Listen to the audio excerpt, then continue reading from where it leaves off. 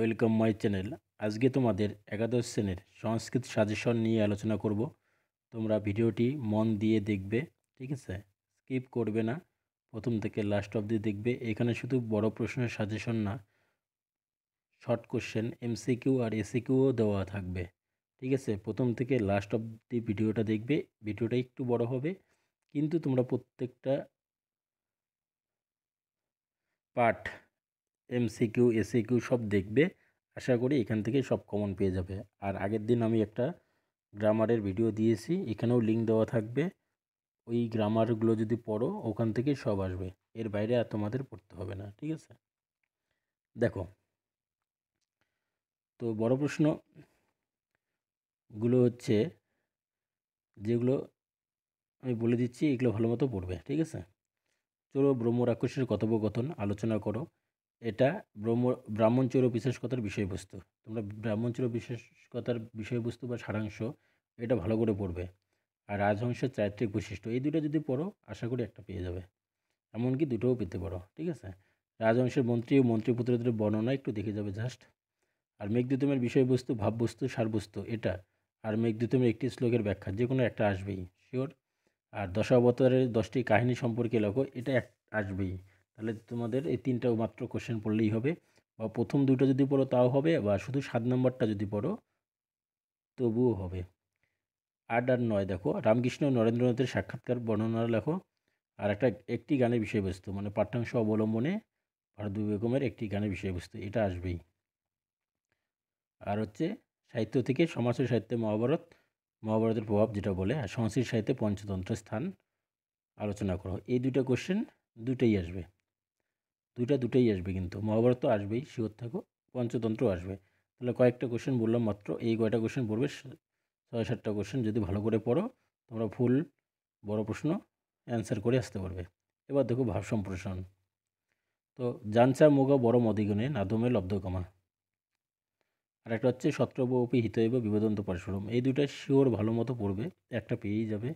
আর just প্রীতি প্রমুখ বচনং স্বাগতম বেজরে just দেখে যাবে, ঠিক আছে? প্রথম দুটো ভালো মতো পড়ে যাবে। এমনকি এখান থেকে যে তিনটা আছে, তিনটার মধ্যে দুটো আসবে, কিন্তু যে কোনো দুটো আসবে। দেখা গেলো প্রীত এটাও আসতে পারে, কিন্তু প্রথম দুটো ভালো করে পড়বে। এবার এমসিকিউ দেখো, ব্রাহ্মণচর অফিসের সদর থেকে যে এমসিকিউ আর এসিকিউ একসঙ্গে দেওয়া আছে, কিন্তু আলাদা করে না। তো এখানে যেগুলো দেওয়া থাকবে এর বাইরে আসবে না, আশা করি এখান থেকেই আসবে। তোমরা ভালো করে দেখো ভিডিওটা, প্রথম থেকে লাস্ট অবধি দেখবে, স্কিপ করবে না, সম্পূর্ণটাই দেখার চেষ্টা করো। আশা করি একটা ভিডিও আর একটা গ্রামারের ভিডিও দেওয়া আছে, এই দুটো ভিডিও যদি দেখো, তোমাদের পরীক্ষায় 90 নম্বরে হাতের মুঠোয়। আর অনুবাদটা, আর হচ্ছে সংস্কৃতে তোমরা সিন আনসিন করছো এর আগে মাধ্যমিকে, ওই রকম একটা আমি ভিডিও করব, ঠিক আছে? দেখে নিও, আর বাইরে পড়তে লাগবে না। কে কী দেয় দিক, দেখতে লাগবে না। শুধু আমার কথা যদি তোমাদের বিশ্বাস না হয়, তবুও তোমরা তাহলে অন্যগুলো পড়বে। আমারটা জাস্ট দেখে যাও, পরীক্ষার হলে গিয়ে বুঝতে পারবে কতটা সত্যি বলছি, কতটা মিথ্যে বলছি, ঠিক আছে? দেখো, ব্রাহ্মণচর বিশেষ কথা, পণ্ডিত বিষ্ণু শর্মার লেখা। তো পঞ্চতন্ত্রের রচয়িতা থেকে পণ্ডিত বিষ্ণু শর্মা। ব্রাহ্মণের নাম কি? তিনটা নামই ভালো মতো জানবে, দ্রোণ, কুরকর্মা চোরের নাম, আর রাক্ষসের নাম সত্যবচন। স্পেলিংগুলো ঠিকঠাক করবে। ব্রাহ্মণচর বিশেষ কথা পঞ্চতন্ত্রের কোন তন্ত্রের অন্তর্গত? তৃতীয় তন্ত্র কাকলোকিয়মের অন্তর্গত। চোর আগে চুরি করতে চায় কেন? চোর আগে চুরি করার কারণ একটাই, এখানে লিখছি একটা, তোমরা তোমাদের মতো করে লিখবে। এটা একদম সহজ কোশ্চেন, এটা নিয়ে চিন্তা করতে হবে না। ব্রহ্ম রাক্ষসের অভিপ্রায় কী ছিল? ব্রাহ্মণকে ভক্ষণ করা। আর উন্নত নাসাবংশ কার উদ্দেশ্যে বলা হয়েছে? ব্রহ্ম রাক্ষসের ভোজনের সময় কখন? রাত্রিবেলা। ব্রাহ্মণ কেন ঘুম থেকে জেগে উঠলো? ব্রাহ্মণ হচ্ছে চোর আর রাক্ষসের কথোপকথনকালে ওদের যে কলহর সময় যে শব্দ উৎপন্ন হয়, সেই শব্দে ব্রাহ্মণ জেগে ওঠে। তাম এবায়ং রাক্ষস ভক্ষয়িতুম ইচ্ছতি। কে কাকে বলেছিল? চোর ব্রাহ্মণকে বলেছিল। যজমান ব্রাহ্মণকে কী দান করেছিল? 2টি গোবৎস। গোযোগুংতে অপহর্তুম ইচ্ছতি। কার উক্তি? পিশাচ, মানে ব্রহ্ম রাক্ষস বা সত্যবচনের। চোরের কী ইচ্ছা ছিল? ব্রাহ্মণের গরুর বছর 2টো চুরি করা। এই কয়টা কোশ্চেন দেখে যাও, আশা করি এখান থেকেই সব পেয়ে যাবে।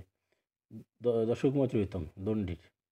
দশকুমার চরিতম আখ্যায়িকা শ্রেণীর গদ্যকাব্য, এটা মনে রাখবে, এমসিকিউ আসবে। মগধ দেশের রাজধানীর নাম? পুষ্পপরি। মগধরাজ ও মালব রাজার মধ্যে কে পরাজিত হয়েছিল? মালবরাজ। রাজবংশের 3জন অমাত্যের নাম? ধর্মপাল, পদ্মধ্বব, শ্বেতবর্মা। রাজবংশের মহিষীর নাম কি? বসুমতীকে কাকে পুনরায় নিজ রাজ্যে প্রতিষ্ঠিত করেছিলেন? রাজবংশ মানসারকে। সত্যবর্মা কীরকম ছিলেন এবং তিনি কী করেছিলেন? ধর্মপরায়ণ ছিলেন, তীর্থযাত্রা করেছিলেন। মগধ রাজের কতজন অমাত্য ছিল? 3 জন। মালব রাজার নাম কি? মানসার। রত্নধ্রুব কেন সমুদ্র যাত্রা করেছিলেন? বাণিজ্যের উদ্দেশ্যে। বিটু নট বারো-নারী পরায়ণ কে ছিলেন? কামপাল। সেতুবর্মার পুত্রের নাম কি? সুমতি আর সত্যবর্মা। রাজবংশের কোথাকার রাজধানী রাজা ছিলেন? মগধ। আর সুমন্ত্রের পিতার নাম কি? ধর্মপাল। সত্যবর্মা কী করেছিল? ধার্মিক। সত্যবর্মা সংসারের অসারতা বুঝে তীর্থ ভ্রমণে গিয়েছিলেন। পিটার নটর পরায়ণ কে ছিলেন? কামপাল। এটা তো বলে দিলাম। এইটুক কোশ্চেন, এই কয়টা কোশ্চেন? মাত্র 10টা কোশ্চেন, 10টা না 16টা কোশ্চেন। এবার মেঘদূতম কবি কালিদাসের। মেঘদূতম একটি প্রেমমূলক গীতিকাব্য, আর ছন্দটা হচ্ছে মন্দাক্রান্ত। এই দুইটার থেকে 3টার থেকেই একটা পেয়ে যাবে, দেখবে। যক্ষপত্নী কোথায় থাকতেন? অলকাপুরীতে। যক্ষের বার্তাবাহককে? মেঘ। কোন বংশে মেঘের জন্ম? পুষ্কর ও আবর্তক বংশে। তারপরে কোশ্চেন দেখো, অদ্র শব্দের অর্থ কী? পর্বত। গুজ্জক শব্দের অর্থ কী? যক্ষ। ধনবতী কে? কুবের। যক্ষ কোন ফুল দিয়ে মেঘকে অভ্যর্থনা জানিয়েছেন? কুর্চি ফুল বা কুটোজ কুসুম, যেটা থাকবে সেটা দিবে। যক্ষ কেন নির্বাসিত হয়েছিল? নিজ কর্তব্যে অবহেলা করার জন্য। মহাকবি কালিদাসের মেঘদূতম ছাড়া অপর একটি গীতিকাব্য তো হবে না, খণ্ডকাব্যের নাম? ঋতুসংহার। অভিশাপের পর যক্ষ কোথায় বাস করতেন? রামগিরি পর্বতে। বক্রক্রিয়া শব্দের অর্থ কী? দাঁত দিয়ে মাটি করা। এই 13টা প্রশ্ন। কতক্ষণ লাগবে? বেশি সময় লাগবে না, দেখে যাবে। দশাবতার স্তোত্রম, প্রথম থেকে 10টা অবতার পড়ে যাবে পরপর। যেমন প্রথম অবতার মৎস্য, দ্বিতীয় অবতার কুর্ম, তৃতীয় অবতার বরাহ, এইভাবে পরপর। লাস্টটা হচ্ছে কল্কি অবতার, ঠিক আছে? এই 10টায় পড়ে যাবে। শ্রেণু সুন্দরম সুবোধম, শূন্যস্থান পূরণ করার ভবসরম হবে। ভগবান বামন রূপে কাকে ছলনা করেছিলেন? বালিকে, ঠিক আছে? প্রলয় পয়োধি জলে ধৃতবান অশ্বিবেদম, কোন অবতার সম্বন্ধে বলা হয়েছে? মৎস্য, প্রথম অবতার। বসতি দর্শন শিখরে ধরণী, কার উদ্দেশ্যে বলা হয়েছে? বরাহ। ধারণী কিনা চক্র গরিষ্ঠ, কার উদ্দেশ্যে বলা হয়েছে? কুর্ম অবতার হবে। হ্যাঁ, অদৃশ্য। আচ্ছা, এটা তো বললাম। আচ্ছা, 2টা পেজ পরপর হয়ে গেছে, ঠিক আছে? তারপরে দেখো, হলধর হচ্ছে সমাস কী হবে? হলন ধরতি যশ, উপপদ তৎপুরুষ সমাস। পয়সী সমিত ভব তাপম, কোন অবতারের উদ্দেশ্যে বলা হয়েছে? ভিগবতী। গীত গোবিন্দের প্রথম স্বর্গের নাম কি? সামদ দামোদর। দলিত হিরণ্যকশিপু ভিঙ্গম, কার উদ্দেশ্যে বলা হয়েছে? নৃসিংহ। কার দর্শন শিখরে ধরণী লগ্ন? বরাহ। বলিকে কে দমন করেছিলেন? বামন। দশাবতার স্তোত্রম কোন গ্রন্থ থেকে নেওয়া হয়েছে? গীত গোবিন্দ নামক গীতিকাব্য থেকে।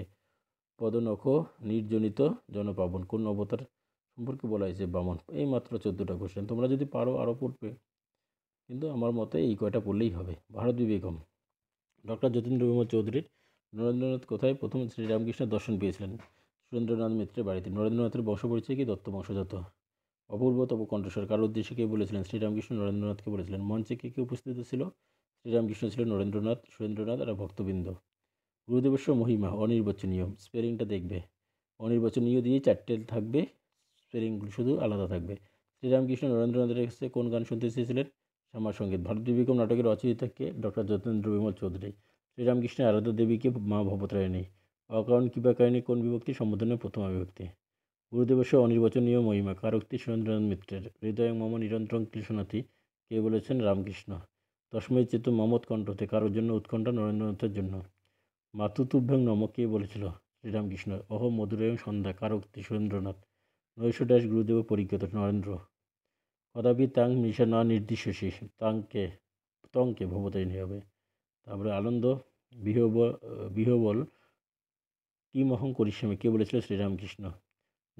নরেন্দ্রনাথের চোখটি কেমন ছিল? কান পর্যন্ত বিস্তৃত, বিশালাকার। ভারত বিবেকমের গুরুদেব কে ছিল? শ্রীরামকৃষ্ণ। শ্রীরামকৃষ্ণের প্রভা কিসের সঙ্গে তুলনীয়? কোটি সূর্য। ভারত বিবেকম কী ধরনের নাটক? জীবনীমূলক। সর্বনরশ্রেষ্ঠ এ ভাষা বিধি কথং মজ্জম প্রতিভাতি, কে বলেছিল? শ্রীরামকৃষ্ণ, ঠিক আছে? কথময়ং গুরুদেব মে তস্মৈ ভীষম উৎকণ্ঠতে, কে বলেছিল? সুরেন্দ্রনাথ। ভারত বিবেকমের উল্লেখিত বছর 1881 খ্রিস্টাব্দ। মলয় যে পবন স্পর্শাৎ, পত্রের কারক বিভক্তি কি? হেতু অর্থে পঞ্চমী। একটু ছবিটা একটু খারাপ, ঠিক আছে, ম্যানেজ করে নেবে। নরেন্দ্রনাথ কোথায় যেতেন? ব্রাহ্ম মন্দিরে। অপূর্বতম কণ্ঠস্বর, কার উদ্দেশ্যে কে বলেছিল?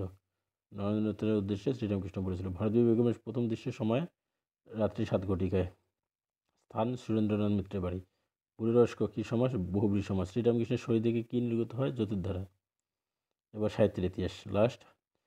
নিরুক্তকারীকে যাস্ক অষ্টাদশ রচিতাকে পাণিনি। ঋগ্বেদের মণ্ডল ছিল 10টি। শুল্বসূত্রের বিষয় যজ্ঞবেদীর পরিমাপ। শুক্ল যজুর্বেদের অপর নাম বাজসন এই সংহিতা। বৈদিক ছন্দশাস্ত্রের রচিতকে পিঙ্গল। মন্ত্রভাগের অপর নাম সংহিতা। বেদাঙ্গ কয়টি? ছয়টা লেখা হয়নি, তোমরা শুনে নাও। শিক্ষা, কল্প, ব্যাকরণ, নিরুক্ত, ছন্দ, জ্যোতিষ, এই হচ্ছে 6টা বেদাঙ্গ। মহাভাষ্যকার কে? পতঞ্জলি। যজুর সংহিতার কয়টি ভাগ ও কী কী? 2টি, কৃষ্ণ যজুর্বেদ, শুক্ল যজুর্বেদ। রামায়ণের কাণ্ড কয়টি? 7টি। ঋগ্বেদের একটি উপনিষদের নাম উত্তরীয় আর কৈশিতকী। কথা সহিষ্যকের কার লেখা? সোমদেবের। শতপথ ব্রাহ্মণ কোন বেদের সঙ্গে সংশ্লিষ্ট? শুক্ল যজুর্বেদ। মহাপুরাণ কয়টি? 18টি। কঠ উপনিষদ কোন বেদের অন্তর্গত? কৃষ্ণ যজুর্বেদ। বেদের অপর নাম শ্রুতি। মহাভারতে মোট কয়টি পর্ব আছে? 18টি। এই 18টা কোশ্চেন পড়ো, এর বাইরে আর পড়তে হবে না, এখান থেকে সব আসবে। আর শুধু লাস্ট একটা সাজেশন বাকি আছে তোমাদের, কয়েকটা দিব।